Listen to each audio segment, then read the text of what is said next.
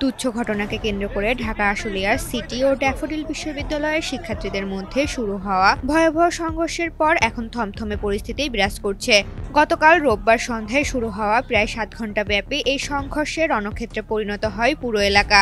সংঘর্ষে আহত হয়েছেন বহু শিক্ষার্থী, যারা স্থানীয় বিভিন্ন হাসপাতালে চিকিৎসাধীন অবস্থায় রয়েছেন। এই সংঘর্ষে 2 বিশ্ববিদ্যালয়ের ক্যাম্পাসে ব্যাপক ভাঙচুর ও অগ্নিসংযোগের ঘটনা ঘটেছে।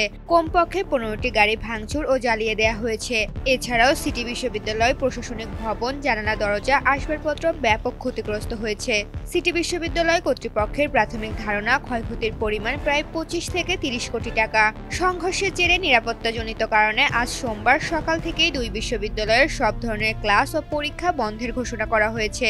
আতঙ্কে হল ছেড়ে যাচ্ছেন বহু শিক্ষার্থী। পরিস্থিতি নিয়ন্ত্রণে আনতে আজ সকালে ড্যাফোডিল বিশ্ববিদ্যালয়ের প্রশাসন কর্মকর্তারা সিটি বিশ্ববিদ্যালয় পরিদর্শন করেন এবং ক্ষয়ক্ষতির ক্ষতিপূরণ দেওয়ার আশ্বাস দেন। তবে সিটি বিশ্ববিদ্যালয়ের উপাচার্য brigadier general doctor engineer Mohammad Lutfur Rahman সাংবাদিকদের জানান, তাদের শিক্ষার্থীরা বর্তমানে ড্যাফোডিল বিশ্ববিদ্যালয়ের 11 জন শিক্ষার্থীকে আটকে রেখেছেন। আটক শিক্ষার্থীদের মুক্তির জন্য ড্যাফোডিল বিশ্ববিদ্যালয়ের ভিসিকে সশরীরে এসে ক্ষতিপূরণ দেওয়ার শর্ত দেওয়া হয়েছে।